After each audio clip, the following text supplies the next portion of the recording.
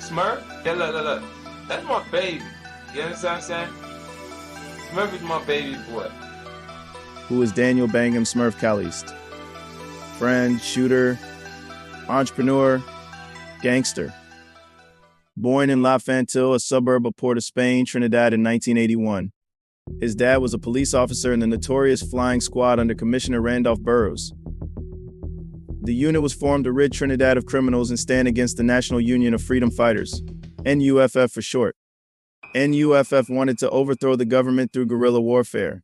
They attacked banks, police stations, and other government institutions. The Flying Squad was ordered to hunt, capture, and/or kill NUFF members to stop the uprising. They were successful and were later used for hunting criminals and those involved in drug smuggling. Trinidad, with its close proximity to Venezuela, has grown to be a major hub for the movement of drugs from the Caribbean to other parts of the world, like Europe. Trinidad is only a 12-minute boat ride from the Venezuelan coast. The unit operated with an above-the-law attitude and was known to violate your rights as well as kill to get their perpetrator.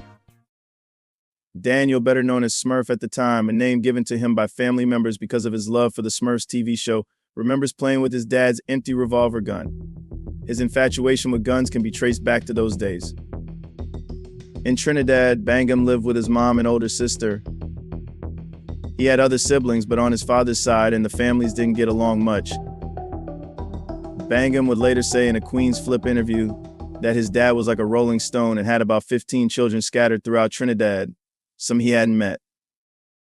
He moved to New York at age 7 with his mom and older sister. They landed at JFK Airport in New York on May 28, 1988. It was the middle of the crack epidemic. Fly cars, rope chains, and hip-hop was its soundtrack. These were violent times. You don't have to believe me. Just look at the numbers. In 2023, New York had a total of 386 murders, 434 in 2022 and 488 in 2021. Those were some high numbers, but let's look at 1988 when Smurf landed in New York.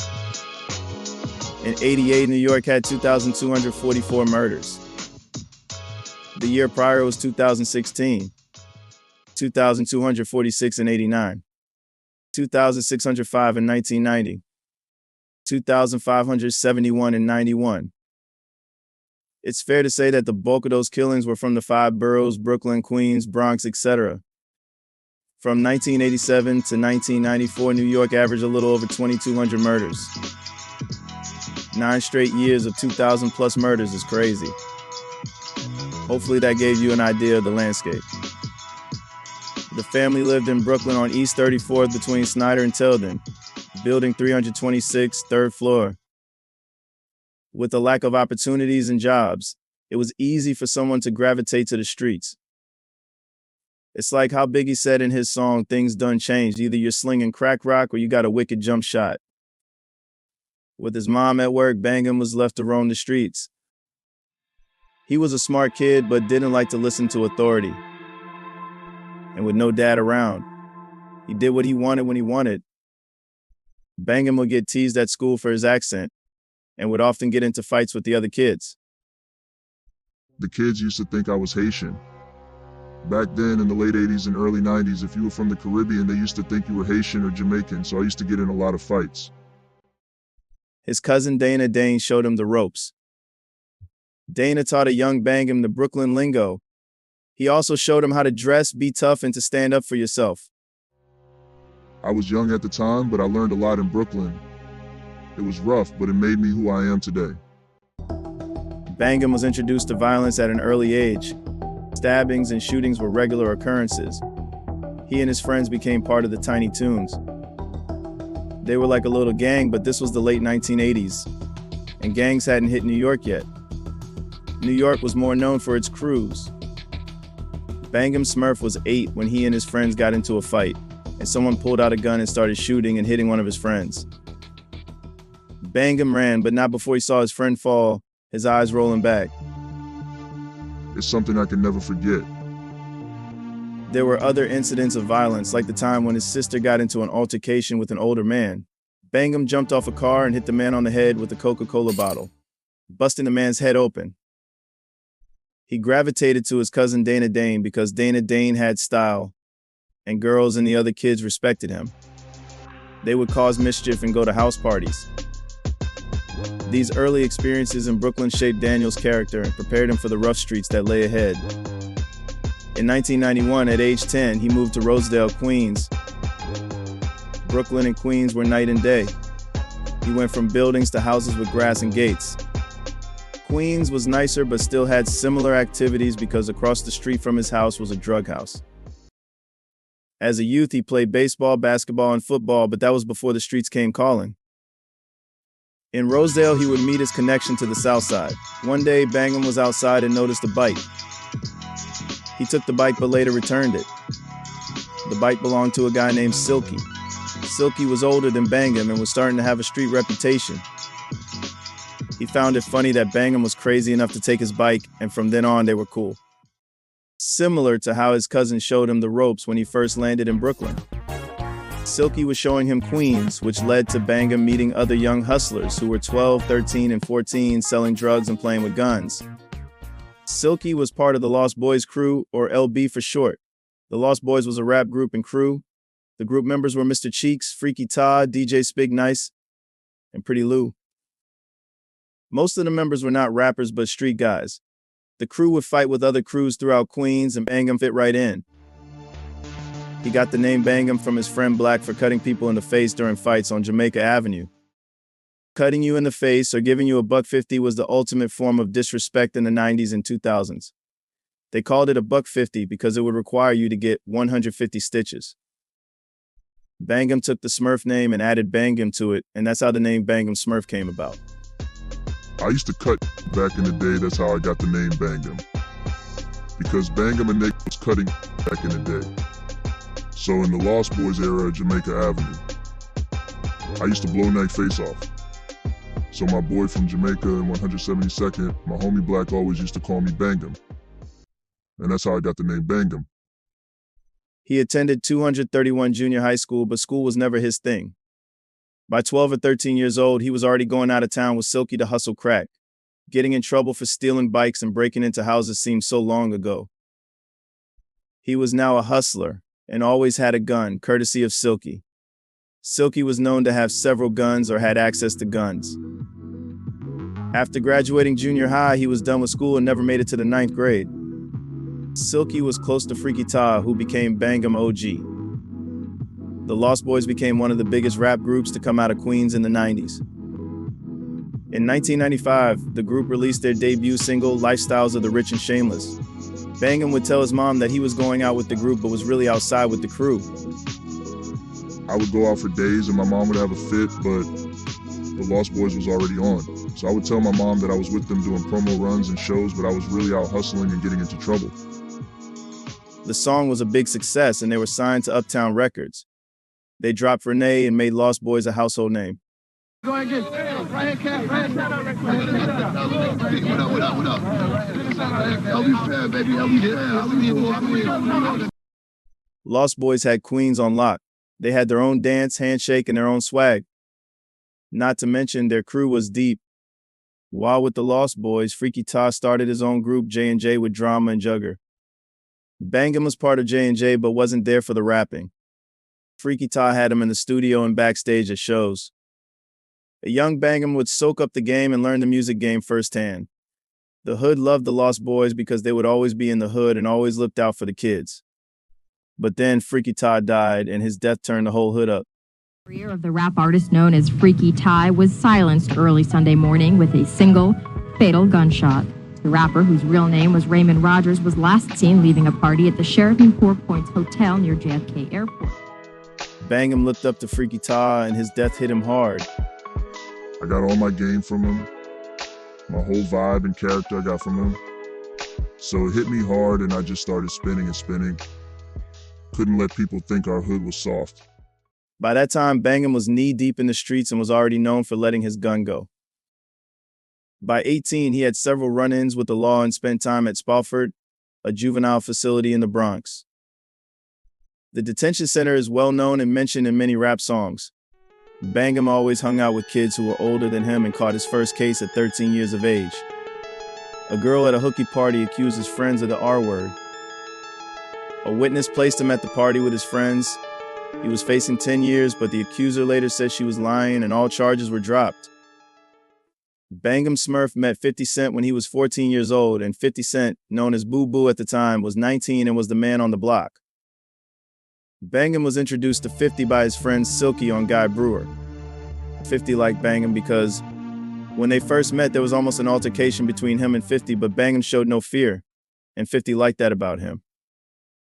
Before the two spoke, 50 was grilling Bangum because 50 didn't know who he was, and this was 50's block. 50 was a known bully on the block. He was good with his hands and would not hesitate to knock you out. He also had his own block and crew that went by the name Desert Troopers hustling for him. Son ran that block. That whole block was his. He used to hustle for Son. Everybody used to hustle for that. But Son was always a big ass, a big boxing ass, so he used to f up in the hood. His gun game wasn't crazy, but he used to whoop, break mid jaws and all that. Things never escalated because Silky had vouched for Bangum. Silky told him I was good, and I was with him, and 50 was like, okay, because I was about to smack him. I wasn't scared because I had my gun on me, but I would have never violated because I knew he was the big man on the block. From that encounter, he became cool with 50's crew, plus 50 was cool with the Lost Boyz, so they hit it off right after their encounter. At the time, Bangum was selling everything from crack to heroin. The street guys were the stars back then, not the rappers, and Bangum Smurf loved it. The rapper looked up to the street guys. The streets were where they got their swag and content from. It was a crazy time known as the golden era in hip-hop. He also met Tony Yayo on 50's block. Yayo, who was rapping before 50, went by the name Marvelous. Yayo's rap group used to clash with Freaky Taw's group. So before he became cool with 50 Cent, the two crews would always be fighting. Bangum was part of Freaky Taw's group but never rapped. He was more like the goon and street hustler. 50 and Bangum got close quickly. He would pick Bangum and Silky up and go to his grandmother's. Then 50 got locked up and wanted to go a different route. He started rapping. Tony Yayo joined him, and it was on. Fast forward, 50 signs with Jam Master Jay, then later signs with Columbia and drops out of Rob.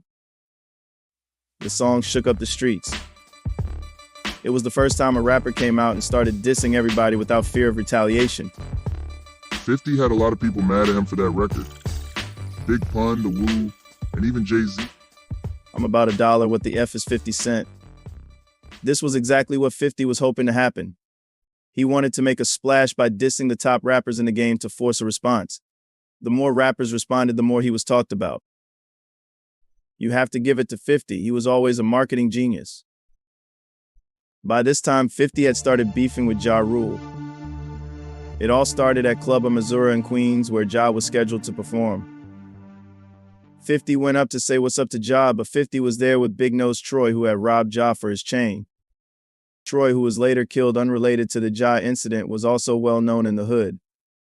50 felt that Ja was trying to play him and later dropped the song Life on the Line, dissing Ja. 50 rapped, "Why you get juice in your own hood? Why cats who rob you walk around like it's all good? Damn, why you ran to Preem to get your ish back? Why you won't approach me? 'Cause you know I'll push your ish back." Then came the situation in Atlanta. The two of them were supposed to meet and talk it out. Queen's gangster Chaz had set up the meeting. Allegedly, things went left and JaRule ended up getting punched in the face and his chain pendant snatched. Ja was connected with Preem, head of the Supreme Team drug organization, through Irv Gotti. That didn't stop 50. He saw Preem as old school and him as the new school of gangsters that didn't care about your street credentials. Things were going well, and then 50 got shot and Columbia dropped him. It was alleged that Preem put a hit on him. 50 was with JU of 551 when he was shot. 551 was a crew out of Brooklyn that 50 used to run with prior to the shooting. JU was shot in the hand, but 50 was shot 9 times. JU spoke of the shooting during 050 The Movement show with China and Harlem Legend. So I had to bust a U-turn. When I'm busting a U-turn, I can't make the full U-turn, but we in conversation, we talking. You know what I'm saying? But when I was turning the, you know what I'm saying? I had noticed Duke was getting out the car. I asked him, I'm like, yo, who this getting out the car? While I'm turning like this, I hear him say, oh, I'm like, oh, what? The shot started ringing. Boom! I put my hand up the block. I ain't know I got shot. But at the same time, while I'm doing this, I step on the gas. Boom! I hit my head. Because I had hit their car. Duke was still getting busy. You know what I'm saying? So boom, when I snapped up out of it, I pulled up out of it. You know what I'm saying? I drives down the block. I told him, yo, you gotta stay up and direct me to the hospital. Boom. We get to the hospital, boom, I go in there, yo, my friend shot, they come back, Bangham was on the block when 50 got hit. They were outside hustling when they heard shots, but didn't think much of it because hearing gunshots was common in those days. He later found out that 50 was involved in the shooting. It was a hard time for Bangham because they lost Freaky Ty from the Lost Boyz the year before. Freaky Ty got shot in 1999 and 50 Cent got shot in 2000. 50 went to the Poconos to his baby mama's house to recuperate. While 50 was recuperating, Bangham and his friend RudeBoy had the block jumping. Shootings were taking place in broad daylight. 50 knew he would need soldiers to stay alive and go on the offense. So he went and got Bangham and RudeBoy. He knew the two had no fear and were shooters. They went back to the Poconos, and while there, they started G-Unit. 50 and G-Unit's rise was legendary. They started Hollow Point Entertainment and released mixtape after mixtape. Bangham owned 17% of Hollow Point Entertainment. They had the streets in a frenzy. 50 was everywhere and packing out clubs across the tri-state. Bangham recruited other shooters and gangsters from 109 and Guy Brewer in the American Towers.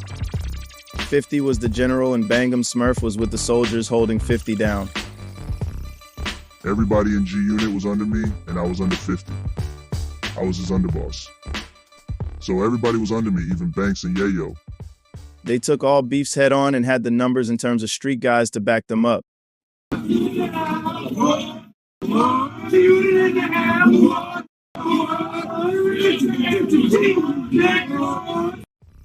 Fast forward, 50 was getting offers from all the top record labels but ended up signing with Dr. Dre and Eminem. 50 drops Get Rich or Die Trying and became a superstar. Sold out tours, groupies, and lots of money. 50 wanted to clean things up and wanted the crew to move smarter. He had several conversations with Bangham, telling him to fall back, but Bangham wasn't ready to change his ways. He was 50's shooter and was always on go when 50 needed him. In Mobb Deep's song Bump That, 50 rap, you think all I do is rap, then you don't know me good.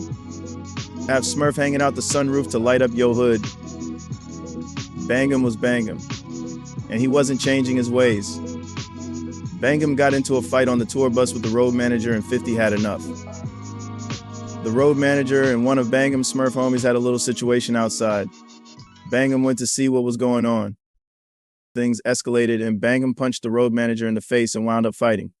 50 ain't like that and sent everybody back home. Bangham was back in the hood and back in his element. Back to the grind and hustle. He started working on his artist Domination and started his own crew Silverback Gorilla. He wanted to show 50 that he too can do it. He took his own money, flooded the streets with CDs, and got Domination popping. He started to gain some traction, but then he caught a case. The case included a shooting that originally wasn't his beef. Some people he knew got into a fight after one of them was robbed. While selling Domination CDs, he was approached by someone connected to the victim to see if he could help retrieve what was taken during the stick-up.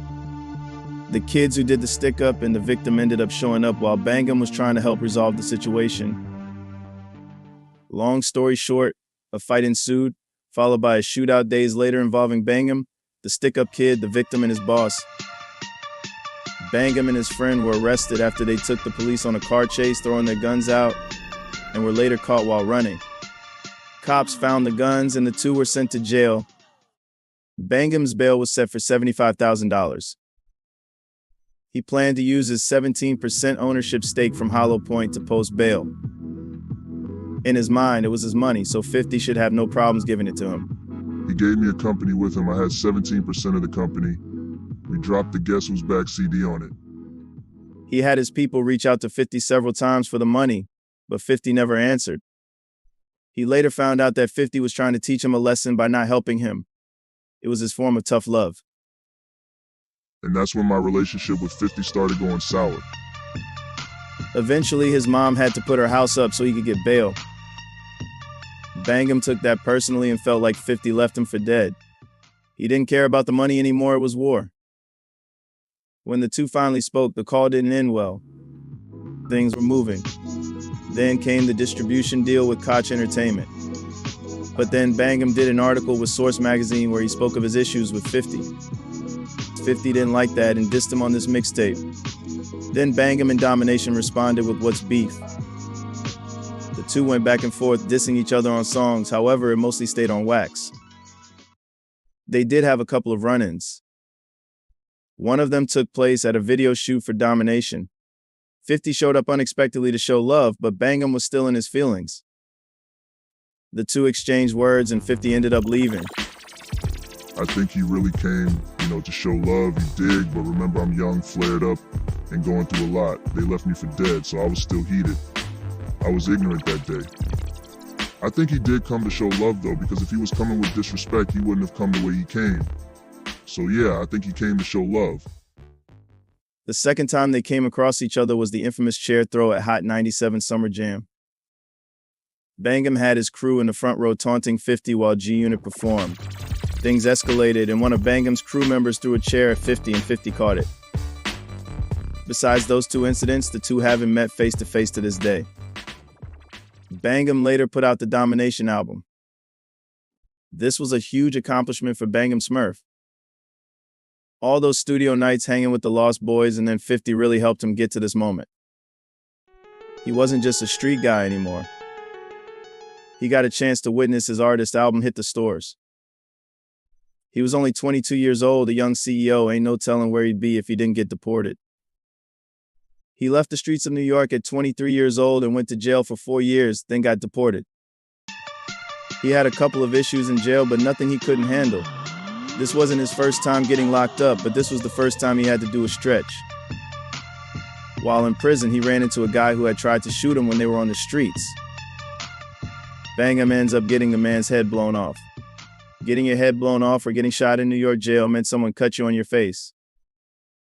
Then the guy's people found out and waited for Bangham to go to sleep and ran into his cell to do the same. However, they missed and he was able to make it out. I got cut in jail, these cut me in my sleep because I'm a monster on my feet. I'm in the yard every rec period, so you can see Bangham. Every rec period, everywhere, you know what I mean? Catch me in my sleep on some sucker shit. At the end of the day, I'm a gangster, this a medal to me, this a medallion. Besides those incidents, his time in prison went relatively smoothly until his deportation in 2008. This was not the same Trinidad he remembered. It was a huge culture shock. By this time, Trinidad had become a major transport place for drugs to the US and Europe. With drugs came a lot of money and lots of violence. In one interview, Bangham described Laventille as Iraq and Afghanistan. It was a war zone. He was used to hearing gunshots, but things were more escalated with heavy artillery courtesy of the drug trade. The murder rate was the highest it had been in years. Reported murders/homicides were up 39% from the year prior. The island had a total of 547 murders compared to 391 in 2007. He had to readjust and start over. He launched Feed the Wolves with a friend who had been deported as well. They would throw parties and promote artists from the region. Then Rick Ross came calling because he was in a beef with 50 and called Bangham for help. The town folks loved him because he had rap stars come down to the ghetto where he was staying. French Montana and Trinidad James were known to visit him. The people had never seen anything like that, and they loved him for it. Looking back, Bangham now understands why 50 was telling him to fall back. When I look back at it now, when he was trying to tell me to chill, he was trying to let me know, like, yo, bro, we made it, we could hire guys to do this. Now, older, I get it, but I didn't understand what he was trying to say back then. Hindsight is 20/20, but Bangham had made his bed and knew he had to lay in it. I would never make it look like I was innocent. He sat me down many times to tell me to chill or fall back. But I was 22 back then. Bangham was still thinking like a soldier, and 50 wanted him to know he was more than that.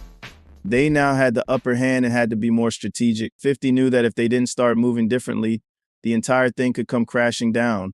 These were the 2000s and hip-hop police were everywhere. The fallout didn't have to go as far as it did, but Bangham's pride took a hit, and he wasn't trying to let it go. He was upset because he felt like 50 had left him to rot in jail, especially after all the work he put in. He was hurt, but everything was a blessing. He's lost many friends to the streets, and to be alive and roaming free is more than he could have asked for. He missed the G-Unit days. Their brotherhood was real. They had real gangsters out to harm them, but finished on top. Now I am much older, and I can say I love 50. Everything he told me he was going to do, he did it. I love Yayo, I love Banks.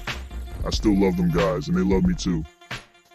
His contribution to G-Unit is undeniable. They say time heals all wounds.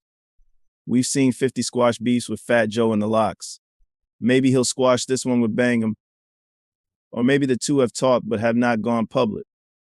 So who is Daniel Bangham Smurf Calliste? Friend, shooter, entrepreneur, gangster, all of the above.